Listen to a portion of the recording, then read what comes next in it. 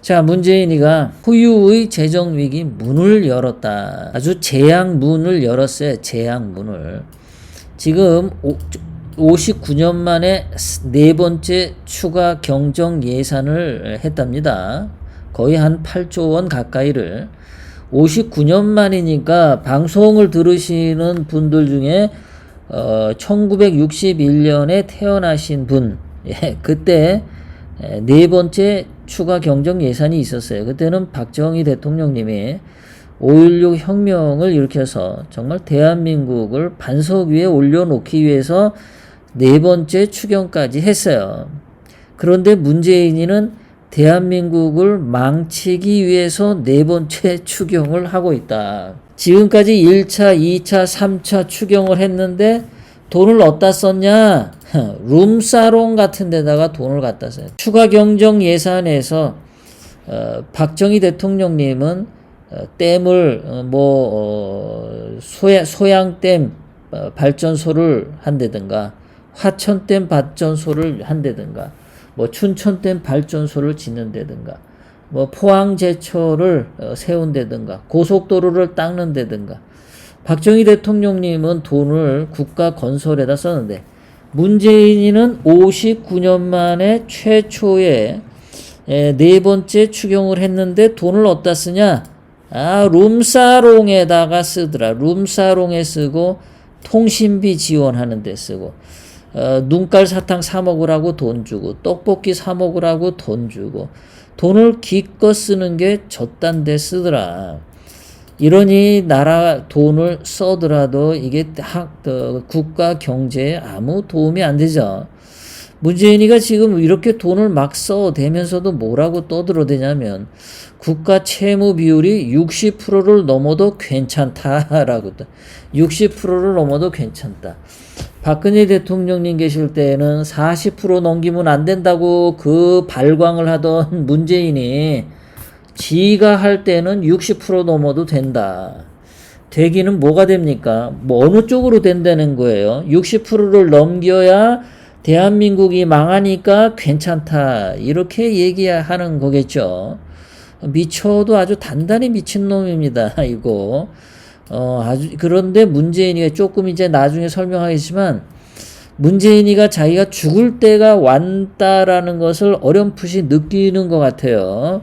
그 얘기 좀 이따 하겠습니다. 자, 지금 대한민국에 이게 지금 문제인 게 이겁니다. 지금 문재인은 이름부터 잘못됐어요.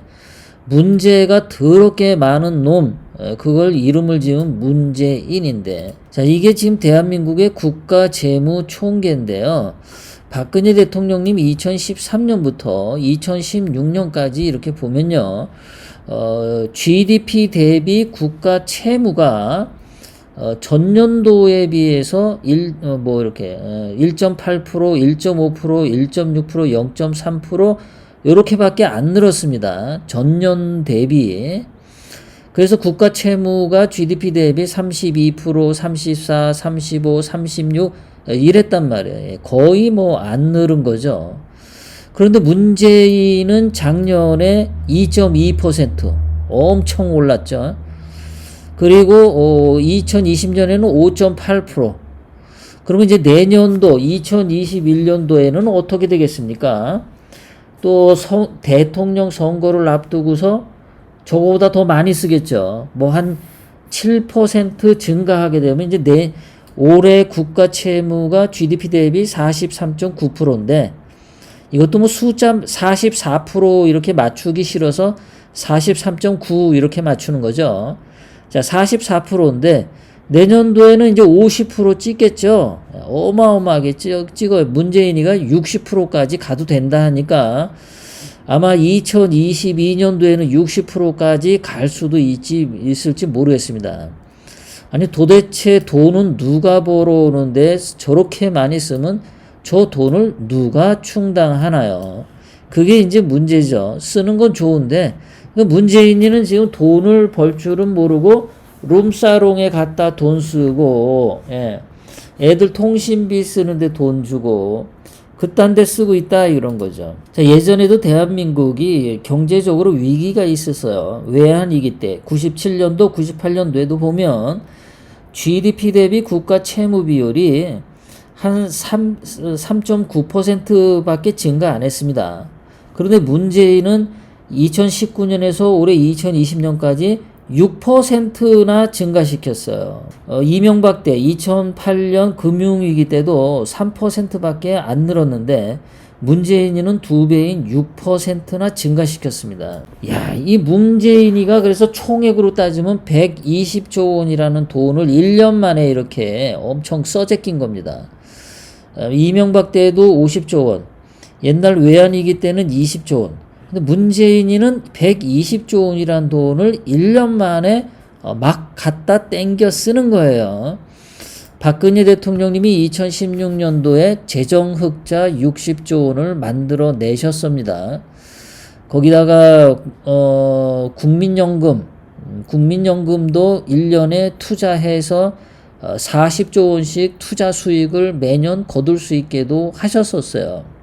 한국전력도 흑자로 돌아서서 공기업 대부분이 좋은 상태를 유지했었습니다. 그런데 문재인이가 박근혜 대통령님의 재정흑자 60조 원 물려받고 국민연금이 알토란같이 모아놓은 돈 수백조 원, 수익 수백조 원을 문재인이가 다 홀라당 까먹었어요. 그래서 2017년도에는 그 돈 까먹느라고 뭐 이렇게 재정적자가 가지 않았는데 그 돈 가지고 이제 2018년 지내오다가 이제 2019년부터 막 쓰기 시작하는 거죠. 경제가 안 돌아가니까, 박근혜 대통령님이 물려준 돈 가지고 쓸 때는 경제가 잘 돌아가는지 안 돌아가는지 몰랐단 말이에요. 있는 돈 갖고 쓰니까.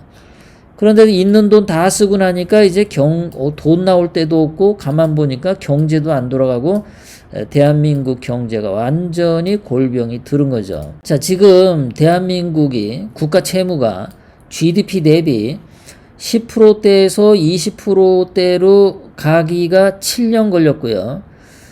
국가 채무가 20%에서 30%대로 간 게 7년 걸렸는데요. 그리고 40%대에서 30%대에서 40%대까지 가는 게 9년 걸렸습니다. 그런데 문재인이는 40%대에서 50% 단 3년 만에 돌파를 해버렸어요. 엄청 빠르게 국가 채무가 늘어나고 있다는 거죠. 자, 2020년에 45%라 그러는데 문재인이가 내년에는 48% 간다고 하는데 이게 다 개구라 뻥이라는 거죠. 내년도에 50%를 돌파할 가능성이 높아요. 그런데 50%까지 넘게 되면 무슨 일이 생기냐? 자, 해외 신용평가사인 피치가 국가 채무 비율 48%가 되면 국가 신용도를 낮추게 됩니다. 그러니까 내년도에 대한민국의 국가 채무 비율이 48% 도달하기는 식은 죽 먹기겠죠. 금년에 45%를 도달하니까 내년에는 아주 쉽단 말이에요. 금년 2020년 한 해만 6%가 올랐어요. 올해만. 그럼 내년에도 한 6% 오르면은 내년에 51% 가지 않습니까? 그러면은 국가 신용도 떨어지고 해외 자금 한국 탈출하면서 또 제2의 IMF가 내년도에 터질 가능성이 높아지는 거죠, 이게.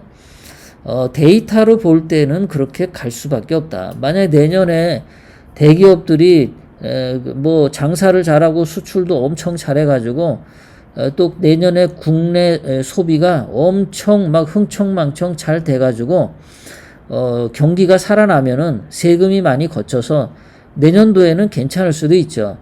그런데 내년도에 한국 경제 수출이 잘 되겠냐? 내년도에 우리 국민들 소득이 더 많이 증가하겠냐? 이런 거를 생각해 봤을 때 그게 그렇게 쉽겠냐라는 거죠. 자, 지금 문재인이가 하는 것은 박근혜 대통령님 때 40% 넘기면 안 된다고 발광해놓고 그거 40% 넘기면 미래 세대의 빚을 떠넘긴다고 문재인이가 발광을 했었죠. 절대 국가 채무는 40% 넘기면 안 된다고 문재인이가 미래 세대의 짐이 된다고 아주 미래 세대 팔아먹고 그랬단 말이에요. 그런데 이제 와서는 60%까지 해야 돼 라고 얘기를 하는데 문재인이가 지금 중장기 재정 계획 세운 걸 보면 임기 말까지, 그러니까 2022년 5월까지 갈수록 돈을 많이 쓰는 재정 계획을 잡고 있다는 겁니다. 더더군다나 대통령 선거를 앞두고 추가 경정 예산을 계속해서 늘리고 이거를 국민들에게 눈깔 사탕 사 먹으라고, 룸사롱 가라고, 아니면은 또 핸드폰 통신비로 또는 떡볶이 사 먹으라고 돈을 막 뿌릴 거라는 거죠.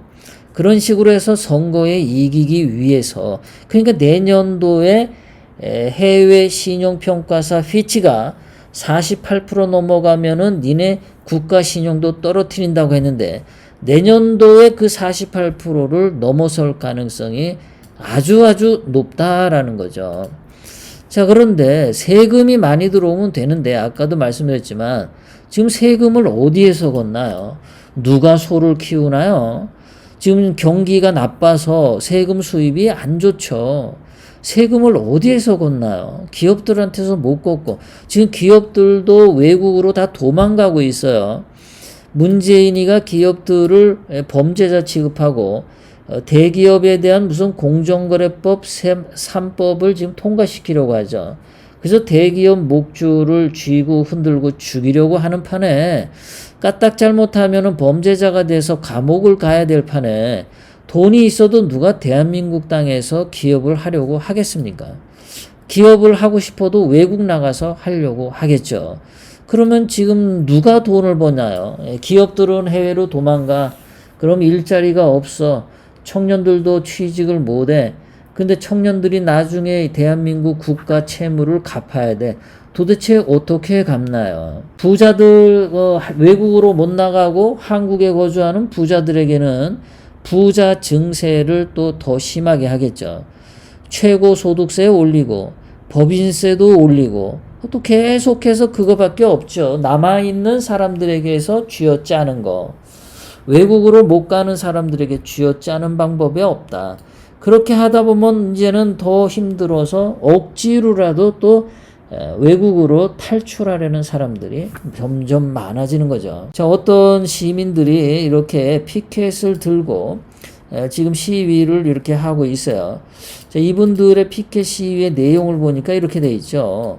최고 세금 45% 걷어가고 재난지원금은 0을 준다. 이렇게 돼 있네. 차별정책 철회하고 생존권 보장하라. 이거는 어느 업소인데 이런가. 여기 보니까 유흥주점이라고 하는데 유흥주점 5개월째 강제 영업 중단이다. 유흥주점이면은 룸사롱을 말하나요? 룸사롱에서 세금을 45%씩 걷어가나요? 뭐 어쨌든 그런가 보죠. 예. 이렇게 이 사람들 뿐만 아니라 많은 사람들이 지금 한국에서 힘들단 말이에요. 돈이 있으신 분들도 힘들고, 뭐 아주 많아가지고, 진짜 재산이 한 몇백억 원씩 되고, 현금 몇백억 원 쌓아두고 살면 뭐 걱정은 하나도 없겠죠. 근데 현금 몇백억 원씩 쌓아놓고 사는 사람이 어디 있나요? 그런 사람들은 뭐 논외로 취급을 해야죠.